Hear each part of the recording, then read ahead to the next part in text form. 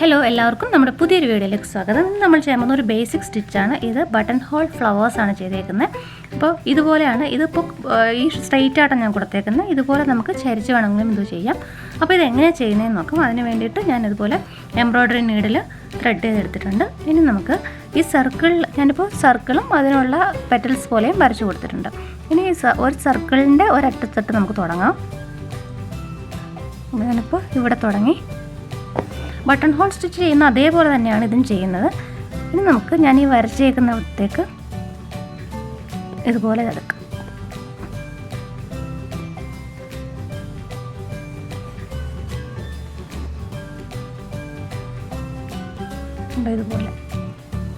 ഇതുപോലെ മാർക്ക് ചെയ്ത സ്ഥലമൊക്കെ ചെയ്തെടുക്കാം.